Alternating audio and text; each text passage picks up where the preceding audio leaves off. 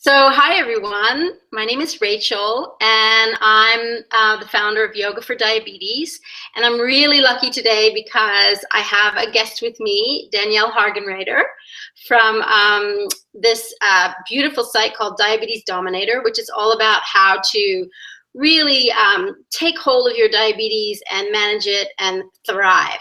So, but the other thing about Daniele is she's really passionate about yoga. So I wanted to speak to her today and get her to tell us all about why she loves yoga, how it works for her, what sort of poses she does.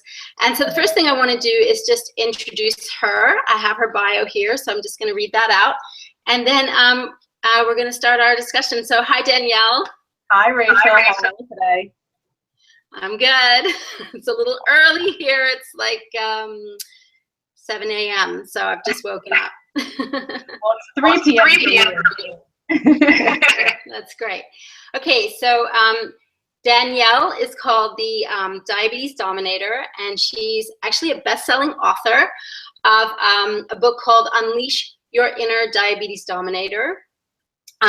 She's a nutritionist, diabetes and health coach, and a certified personal trainer. She was diagnosed with type 1 diabetes in 1991, and she's an international speaker and has presented at Fortune 100 companies and top-ranked hospitals and universities, and has dedicated herself to teaching people how to live the life they imagine through optimal health. And Daniele ballooned up to 200 pounds a few years after her diagnosis and the unexpected and sudden death of her father. And she's also battled depression and binge eating addiction. So through these adversities, she eventually took herself from obese to athlete and now shows others how to do the same. So she's super inspiring. So Daniele, I'd just love to hear briefly again because I know you and I've heard your story, but I'd love you to share with the people who are watching your diagnosis story, and also that first moment that you decided to get back into exercise, or that you discovered exercise. Sure, absolutely. Sure, absolutely. So I actually am hearing some feedback. Turn my down there a little bit. Okay. So can you hear me okay? Yeah. Okay, great. All right. So as you mentioned in the bio, I was diagnosed in 1991. And back then we didn't have the internet, which was, as we know right now, such a valuable resource for us to reach out to other people with diabetes and kind of have that sense of community. So there was no internet, there was no Google, and the information that my mother and father and I had gotten from the hospital when I was diagnosed was very limited. We got a little pamphlet, and we had a few days of kind of rudimentary card counting, and kind of were sent on our way. And we were a very tight-knit family. It was just me, my mom, and my dad, and I always had that strength, as my parents were very strong people, and they always, with any adversity that came to us, that we would just fight through it. So we did the same with diabetes as we would do with anything else, and we just figured it out. We kind of made it work for what it was worth through trial and error, and went about our business. And about 3 years later, it was actually the day after my 12th birthday, my father passed away extremely suddenly. It was, he was a plumber. He actually co-owned a plumbing company. And so it was 1 week before, he was doing his job, running a company, and the next week he had a massive heart attack. He went into the hospital that day for quadruple bypass surgery. He never made it through, well, he made it out of the surgery, but the surgery didn't do what it was supposed to do, and that was it, and he was gone. It was like 1 week to the next, the whole family that I had known. That was really the jumping off point for the depression, and for me, I found my food. It was, food was there for me, and that's kind of when my diabetes care went from, okay, this is something I can handle, to, okay, this is just not something that I'm going to deal with. And so I'm going to cut the long story short. I went through my entire teenage life, about a year and a half to 2 years after the death of my father, I ballooned up to 200 pounds. I had a binge eating addiction. And so as far as that aha moment, it wasn't actually just one moment where I said, oh, I need to exercise. Maybe until I was about 19, I really didn't exercise at all ever. And my mom will attest to it. My mom's an active person. She would try to get me to take walks with her or do things with her. And I just never, I felt embarrassed. I felt like exercise was something that was just not for me. I wasn't athletic, or, you know, I had a million excuses in my mind about why I wasn't going to exercise. But for me, it was really just, I was always smart. I always loved to learn, and I finally started reading and, you know, finding out a lot more about exercise and how it helps with blood sugar management. And it was a slow progression. It went from, you know, taking walks to, you know, having a boyfriend when I was 19 who taught me how to rollerblade, to, you know, things. And the thing was that happened for me was, the more I realized I was capable of doing physically, the more I wanted to find out what else I could do as far as exercise went. And that was really kind of the aha progression of, oh, I can do this. Oh, I can do this. Oh, well, what else can I do? And that kind of progressed to personal training school and where I am now. So that moment, I guess, because, you know, yoga's been around, in the States, yoga started to get popular a while back. Like when I arrived in New York in 2000, there was yoga, but there wasn't like the yoga that's sort of ballooned now. Like it's just massive. So I'd just love to know, you know, how you found yoga, where you found yoga, what was it that, you know, really inspired you about yoga? Sure. So for me, funny enough, is that it was my husband that got me into yoga. So my husband is a really big built military guy, lots of muscles, and he introduced me to lifting weights. You know, back we met in 2006, and he, you know, kind of taught me how to do weightlifting and things like that. And then now we're coming up this year, we'll be married 9 years, and probably about, I don't know, maybe in 2009, maybe 2010, somewhere in that region, he decided, for whatever reason, basically for flexibility and mobility, because he likes to run and he likes to do things, but then he finds that he gets like tight hip flexors and some pains in his legs. So he decided, there's a yoga studio right around the corner from our house. It's actually called Fountain of Yoga. I love the studio. It's still there to this day. And he decided that he was going to go buy, you know, 5 sessions. Like you could buy a card that had 5 sessions on it, and they had different class times. And I thought, oh my goodness, my husband's going to yoga. And I just had these preconceived notions about what yoga was. I'm like, oh, it's all this chanting and frou-frou, like, you know, wishy-washy stuff. And not that I'm probably one of the most open-minded people, but I was like, oh, it's probably not for me. And then he started going, and then he really liked it. He enjoyed it. And my husband and I are very similar in mentality. Like we have a lot of the same outlooks on things. So I'm like, wow, he's really enjoying it, you know, and he's asking me to come with him. So let me go to a class. And for me, what I loved immediately about it is that, well, the teacher that I love, her name is Joanne, and she's still a friend of mine today. She kicked my butt. Like it wasn't like this slow moving. Now I know that there are tons of different kinds of yoga. So it wasn't a yin class. It was a vinyasa flow class, and it was a vinyasa flow power level 3. And I just, you know, I was already strong because I was already lifting weights, and I don't recommend that anybody goes into like level 3 power vinyasa flow without any previous physical fitness training. But I came out of there feeling like I got my butt kicked, and I had an amazing workout, but also had a different feeling than I had ever had from any other workout, as far as the connectedness between mind and body. That was really what it was for me. So the Shavasana was difficult at first, which a lot of people say, like, just to be quiet. But afterwards, and really taking that time to integrate what I had just done into myself, into my being, was very powerful to me. And I mean, now I use yoga to warm up for every CrossFit workout that I do. I do sun salutations. So Surya Namaskara A. Is that, am I saying that right? You have to correct me. So that's my favorite. That's my favorite warm up for any exercise that I do. If I'm going to go do cardio, if I'm going to go do CrossFit, I'm doing at least 5 sun salutations. That warms up my entire body. And so, yeah, no, I'm a huge fan. I do it now. Now I do all different kinds of classes, and now I can appreciate a yin class. Whereas before, I probably wouldn't have been able to quiet myself down enough to appreciate it, if that makes sense. Yeah. So I'd just also love to know what you feel, you know, knowing your body so well and knowing, you know, how you manage your diabetes and everything.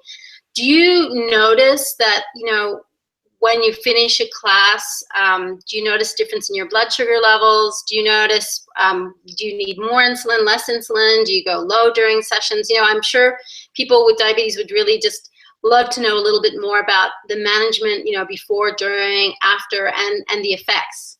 Sure. So I think as far as any type of exercise goes, there's going to be differences across the board for each person with diabetes. Like for me, if I'm going to do cardio, I tend to go low. If I'm going to do weightlifting, I tend to go high, and I'll take measures to kind of mitigate that from happening, meaning I'll, suspend my insulin delivery before cardio, or I'll take extra insulin before I do a heavy weightlifting workout. Whereas where yoga comes into play, neither one of those things necessarily applies, because it really depends on the yoga. If it's a regular yoga class where I'm going to be obviously putting forth effort, but it's not heavy weightlifting and it's not constant cardiovascular movement, I find that most of the time I stay pretty steady through yoga classes. There have been a couple of occasions, again, probably on a power heated, level 3, where my blood sugar might go up, but that's because I'm doing a very intense routine. But on a regular routine, on any day, just a vinyasa flow, that kind of class, I find that my blood sugars stay pretty steady with yoga versus the dropping in with cardio or the rising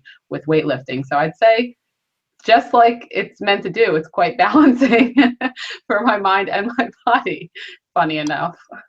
I mean, what's really interesting is a lot of people who do hot yoga, they often say to me, oh, look, my blood sugar just drops like dramatically in the middle of the class. So I just love the fact that you're saying that the vinyasa flow or the yin or things keep it pretty stable, because I've just been sort of, sharing with people that basically what hot yoga does is it's like it's quite an intense environment, and it's a lot of heat into the body, and it kind of cooks the organs a little bit.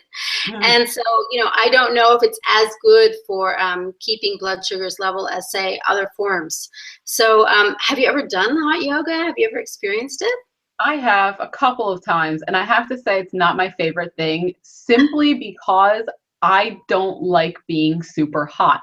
I mean, I think now, if I'm laying on a beach somewhere and I'm relaxing, it's one thing. But if I'm in the middle of a class and I'm trying to concentrate on the next movement, and I just have, and I've done hot yoga where quite literally sweat is just pouring off of your face is just dripping sweat. You're trying to be in downward dog, and all you see is a steady stream of sweat, like just pouring off your forehead. Now, I've done it before, but it's not my preference. However, I do know people like Asha Brown, who loves hot yoga. Like, people swear by it. So again, just like any other form of exercise, I find that there is going to be an aspect of it that will appeal to each person and their personality, and what they feel comfortable with, just like any other type of exercise.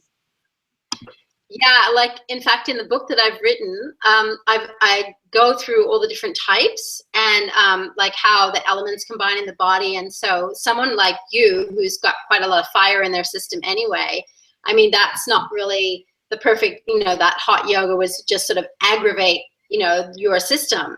Whereas someone who's kind of a lot more watery and earthy, they actually thrive in hot yoga because it actually burns up. And it's like it's like stimulating, So so that's really interesting that you say that, because someone like you who's just such a go-getter, it's like you actually need the sort of just a yoga practice which is a bit more cooling. Otherwise, like you said, you just feel hotter and hotter. So the other thing I wanted to ask you was what are your favorite postures? Like, what are your go-to postures? I mean, you mentioned the sun salutation, but are there some others that you always include in your workout, or that you sort of go to at night when you're feeling like there's just, a lot on your plate? I'd just love to know. Yeah, absolutely. So like I did say, the sun salutations is my favorite. It is absolutely my go-to probably for anything. I think it just works the whole body, but I'm a big fan of twists, arm up, hooking it on the knee, twisting, spinal twist, laying on the floor, and, letting your legs drop to one side and letting your arms drop to the other side. I don't know, unfortunately, the proper yoga terminology for all of that, but I love spinal twists. I like camel pose because I like back bends because they're super challenging. Whereas I find that things like the twists are very almost relieving and calming, whereas camel pose is like very like, you have to get, really get your senses about you to get into that position. But mostly sun salutations are my go-to. I could probably just do them anytime and feel invigorated. It's like better. I mean, I know people will crucify me for saying so, but it's like better than having coffee. Like you feel down and you're dragging, and you do 3 to 5 sun salutations, you're up and you're ready to go. Like every part of your body is awake, and I like it. I love them. So that's probably my favorite. But yeah, twisting and back bends, and I love planks, but that's, I was planking before yoga, and then I realized that planking was yoga, and I loved it even more.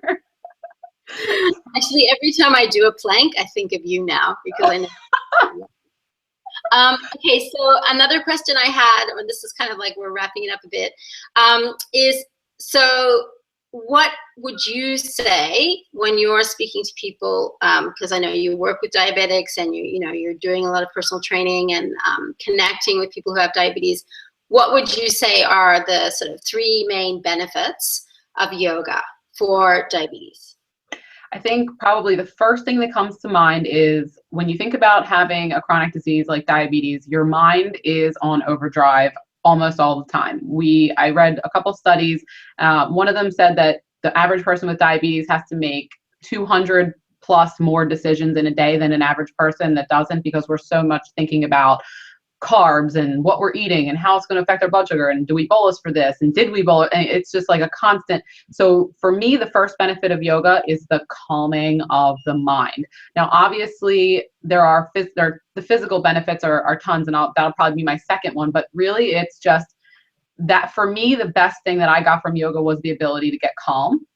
And for me, when I first found yoga, then it led into, now I meditate every day. Whereas before I was like, meditation, whatever, now it's meditation is necessary. So it allowed me to get to a spot in my brain where I could turn off my brain in a more effective manner. And if I'm like a lot of people out there where I used to have a lot of trouble falling asleep, now I use meditation, which I know, and I'll do some stretching before bed. I can fall asleep within 20 minutes or so, which for me is a pretty big deal because I used to be up for hours. My mind would just be like racing. So I think calming of the mind is the first benefit. I'd say the second benefit is mobility. I mean, the ability to move your body and be flexible, I think is something that people all want. I can't tell you a person says, oh, I want to be more flexible. I want to be able to bend and not have pain and that kind of thing. I mean, for me, just the ability to touch my toes, whereas before I did yoga, that was a stretch. Like, I mean, no pun intended. Like I probably couldn't touch my toes at any given time. Now I can bend down, I can touch my toes. I feel like, reaching over my head, my shoulders are very mobile. It's just a freeing feeling to not get pain in your body when you try to reach for things or do things. And I think that's a beneficial thing that everybody needs. And probably the third thing is just the feeling of having something there that you don't need anything to do. Like you don't need to have a membership anywhere. You don't need to have any equipment. Truthfully, you don't. I mean, honestly, it would be great to have a mat, but even if you didn't have a mat, you always have a floor if you're on the earth. You can literally just lay down or stand there and you can do yoga anytime, anywhere without any props, and you don't need anybody telling you what to do. And there are also so many free guided yogas on the internet that it's free, it's easy, and the benefits are just, I mean, I could talk about how great it is all the time. Yeah, it's amazing. So everybody should try it. It's not just for crazy people who are into meditation. Well, yeah, obviously we do it and we're not crazy. All right, so is there anything else you'd like to share about your passion for yoga? Or I'd love you just to share, whoever's watching, a little bit about your book, because I just think it's an incredible resource. It's it's really inspired me. So yeah, so share a little bit about your book and anything else you want to say before we wrap it up. Sure. So my book is called Unleash Your Inner Diabetes Dominator, and it's really built around how to kind of embrace your powers of choice, community, and self-love, meaning those are the 3 things that I was able to use to get myself from obese to athlete and kind of change my mind about what was and was not possible for my life. So the book is a combination of personal stories and also a very specific system that I developed based upon my own transformation, and the lucky that I have hundreds of clients that have had success on that plan as well. So I lay that out in the book with action items throughout the book. So it's it's also a book, but it's kind of also a workbook. You know, you get to do some work while you're reading the book, which I think is very helpful in implementing those changes that we're all after. And I'm really excited to be, you know, here to help support you in your crowdfunding campaign. I hope that everybody out there will go support Rachel's amazing project. And, you know, crowdfunding is not just donating, it's pledging. You're going to get something awesome in return. So, you know, it's kind of like a little exchange. Go give some money and get an awesome prize and help get yoga out there to people with diabetes, because we all need it.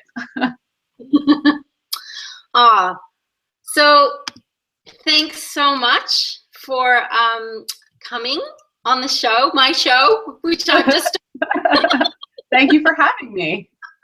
Anyway, and yeah, I'm sure we'll get to hear more from you. And yeah, just really appreciate what you're offering to the world. And I love that you love yoga. So have a beautiful afternoon. And thanks everyone who's watching for joining us. And bye.